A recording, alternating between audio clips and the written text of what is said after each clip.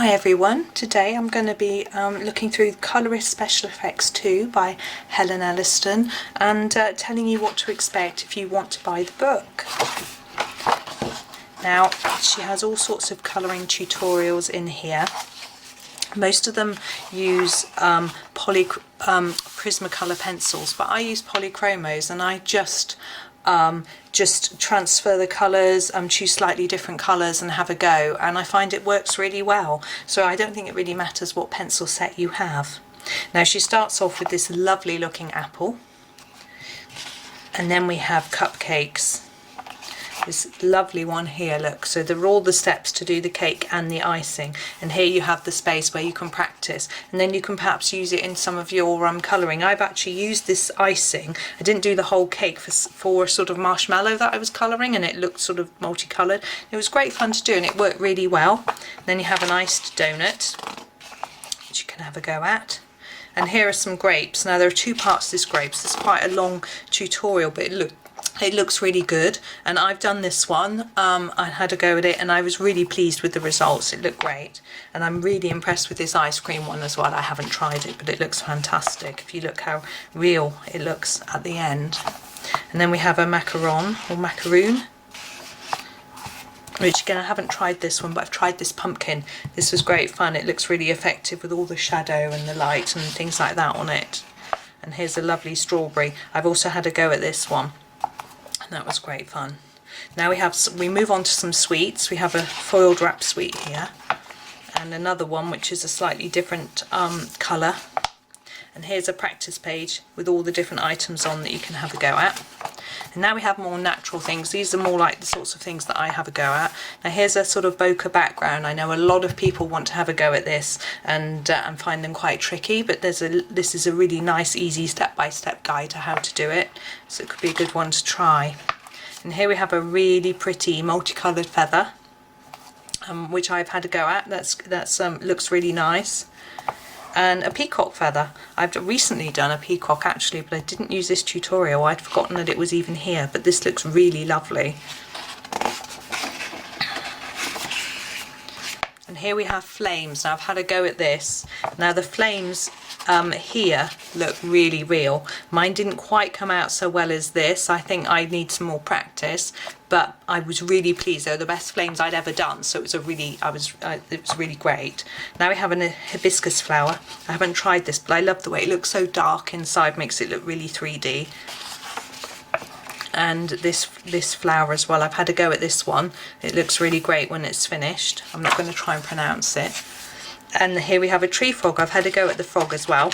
He's really good fun. He looks really cute when he's done.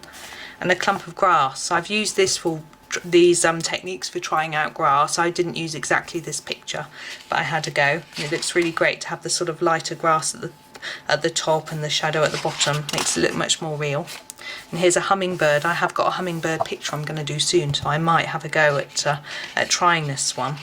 My hummingbird doesn't look like this, but I can certainly use all the colours and techniques to have a go. And now we have a ladybird. I haven't used this one to have a go at a ladybird. I have or a ladybug as she calls it, but it looks lovely, so I must have a try at that sometime. And we have a jungle palm leaf and some glossy leaves. There's often a lot of leaves in colouring books, particularly Johanna Basford, so these are quite handy to do. And I've had a go at this silver leaf. This was great fun. I loved having a go at metallics. They're quite tricky, so it's really good to have a try at it. And here we have a multicoloured leaf. And here we have some gemstones. Now the gemstones are fantastic. I've had a go at some of them. This one I've had a go at. It looks really great. You've got all the little shine on it and all the little sort of dents and things and scratches in it. It looks really fantastic. There's another one here, and then there are more here as well, so you can sort of pick one that looks the colour that you'd like to do and do that tutorial. Although this one shows you can try it in different colours, so that's really great. And another one, red one, and then this sort of sunstone. Now this shed I've had a go at. This was great fun. It looks like it's sort of, it says it's iridescent. It looks really pretty when it's finished. It takes quite a lot of layers in different colours, and you have to be careful that you don't muddy them together too much, but I managed to do it, and I thought I was really pleased with how it looked out at the end. And here's another shell with a different colour to have a go at, and sort of putting it all together with the background of sand and water and some bubbles and things like that, so you can get a really lovely sort of beach scene, and it carries on over the page. It teaches you how to do the different waves with white and things like that, so that's really great. And here we have more tutorial for bubbles. Now bubbles are something a lot of people like to know how to do, so this is a great one to try. And it's only 4 steps, it's quite straightforward. And here we have a snow. Now snow is really tricky. It's always tempting just to leave it white and ignore it, but actually Helen has got all sorts of stages with different greys and even blues in there and sort of white Posca pen to get a lovely effect. And here we have, this is a really useful Prismacolor and Polychromos conversion chart. So if you're using Polychromos rather than the Prisma colours, you can work out what the closest colours are to the ones that you need. I find that quite useful. And I actually use an online version of that, but it's really handy. And here are some colour combo inspirations. It's really interesting, colours that you might not have thought of putting together, but they work. So that can be really useful. Sometimes people look at a page and they don't know what to do with it, so maybe taking one of these and just having a go with that and limiting your colour palette and seeing what comes of it. Now we've got a practice page here and another one here, and here we move on to 3D shapes and objects. Now this is an anchor.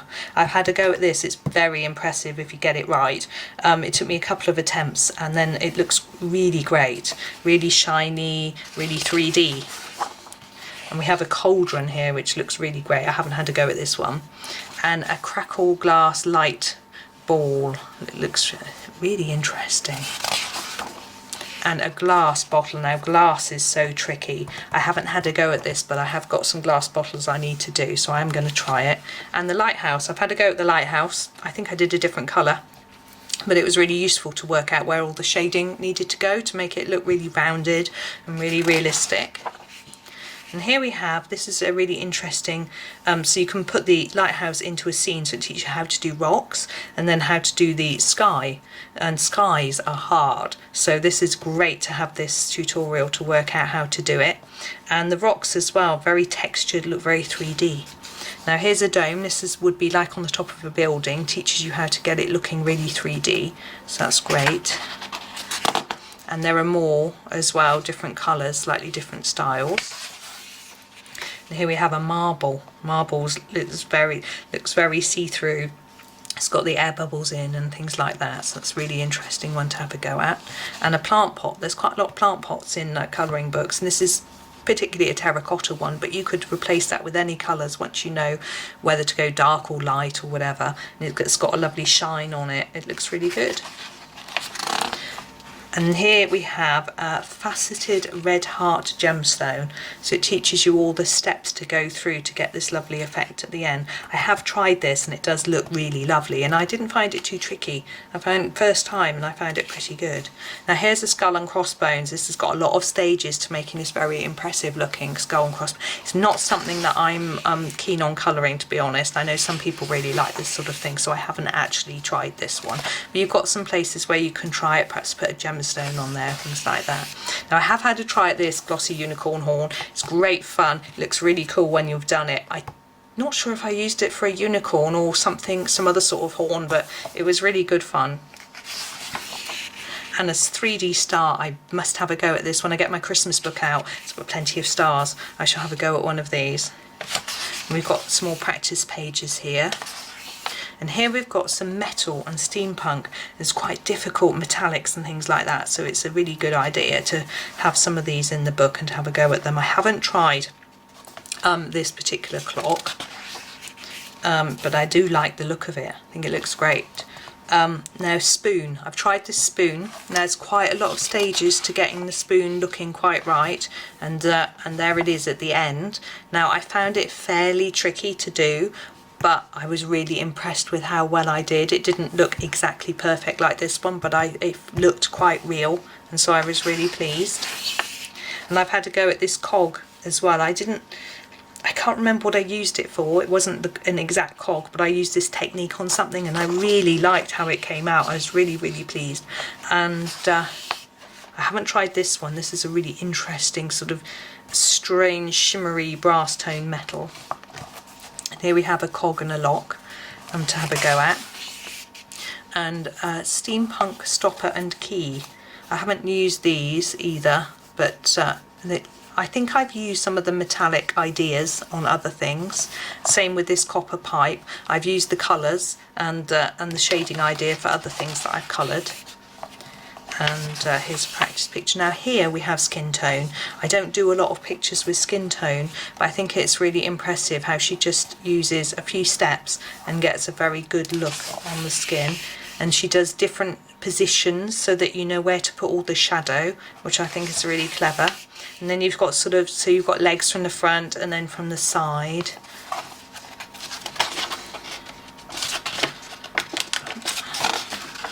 And then you've got them from the back and from the other side sort of thing, and in different sort of skinned colours, which is really handy. So you can sort of choose what sort of tones you want to use. And face here, and then we've got fabric, which is really difficult, so how to do this dress.